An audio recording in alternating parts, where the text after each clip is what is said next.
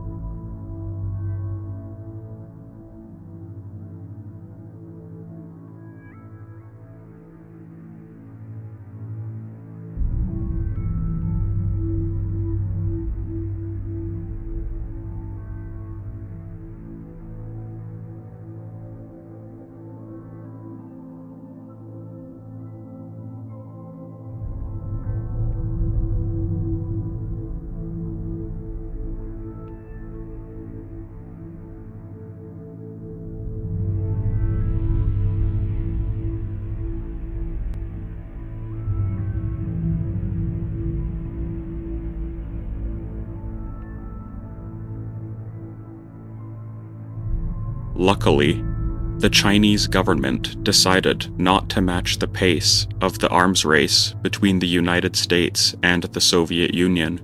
For Beijing, merely demonstrating the ability to build and test each new weapon system was enough.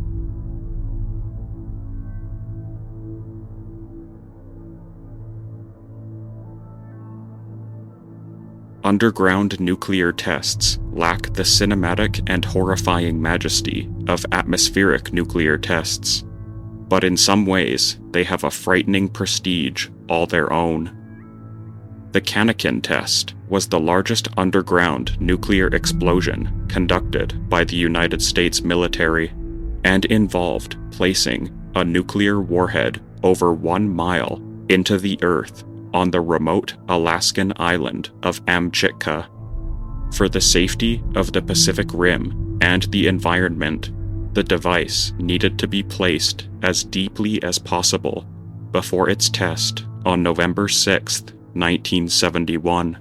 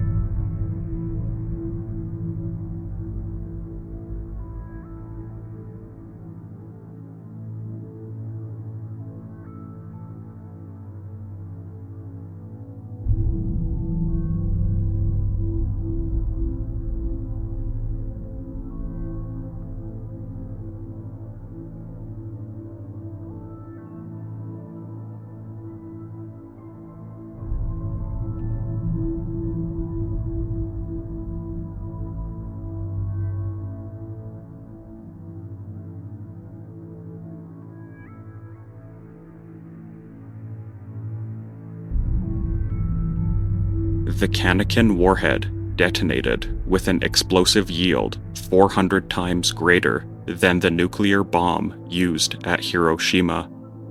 Upon detonation, the test generated a magnitude 7 earthquake at the site, effectively creating an earthquake bomb in a laboratory setting. Almost instantaneously, the ground immediately around the test site was raised by over 20 feet, and the ground shock of the explosion was felt at observation posts 23 miles away from the test. It was feared by opponents of nuclear testing that the detonation would generate a tsunami that would affect Pacific countries, but fortunately, that turned out not to be the case.